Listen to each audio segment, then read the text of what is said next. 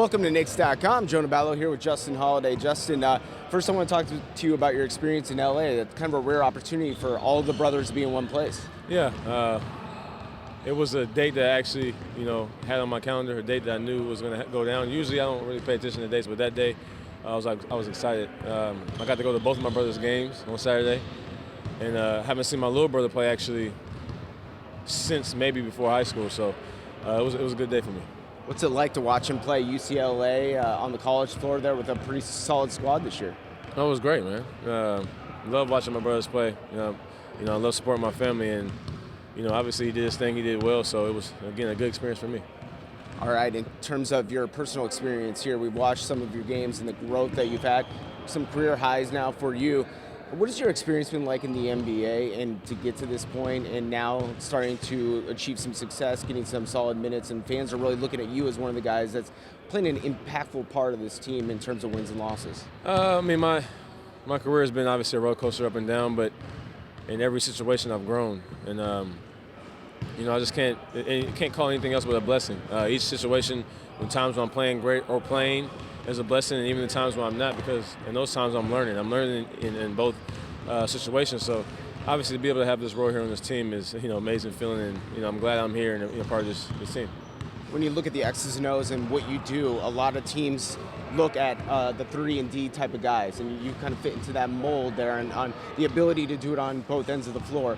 What have you learned in terms of the X's and O's that you are better at now, that you look back and go, wow, I've learned a lot since my first couple days in the league?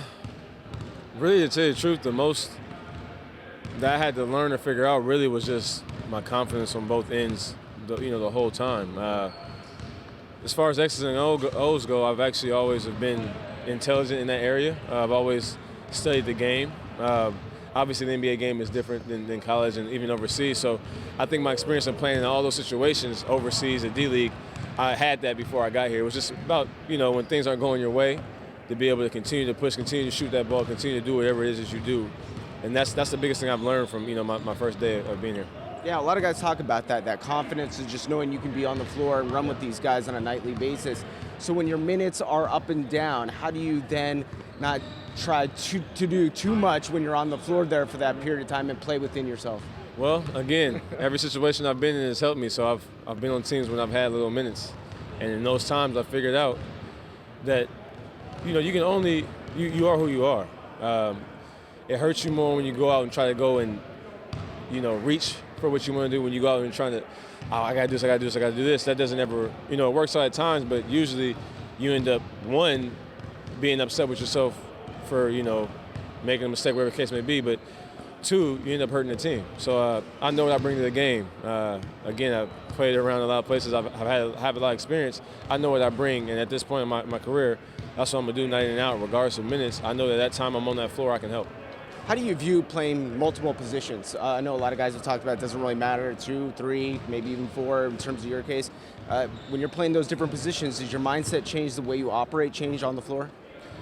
I guess it depends on the situation. Obviously, if I'm playing the 4 and guarding somebody, I might have to guard pick and roll differently than if I'm guarding a 1, 2, or 3. I might have to go from actually guarding the ball to guarding the screen. But again, just like knowing the game, I try to know every part of the floor. I know pretty much every play what 1 through 5 is going to do.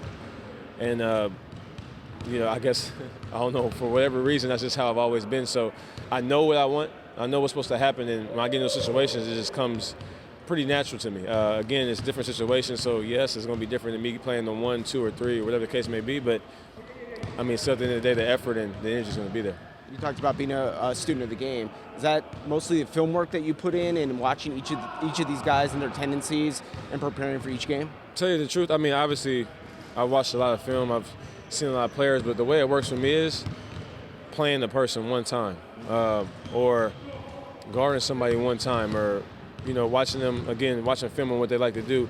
Once I go out there really and experience it once, usually I try to let it happen again. So I never really forget on what guys like to do, what they want to do, or I guess you can't really stop somebody from doing what they want to do, but I know what their strengths are, what they're trying to get to, so I try to obviously change that. So I'm not saying that I watch hours of film on somebody, because I don't, but I remember from playing people or watching them.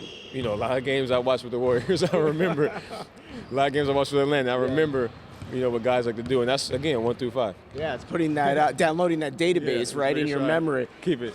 All right. In terms of the second unit, we watch you guys have a lot of fun there on the bench, and then come out and play with a lot of energy. Now Ron Baker's getting some time at the point guard spot. How have you felt with that chemistry with that second unit group and what you guys want to accomplish? Whether you're playing with the starters in a mixed-up situation, or whether it's that second unit group alone, in a game like Phoenix where you got back into the game. No, the chemistry's growing. And we know, again, coming into that game, we all have to do what we can to help the team. So the first thing all of us on that bench are going to come in and do is give our effort, give our energy, and try to play together. And, in the Phoenix game, it worked out for us. We came back.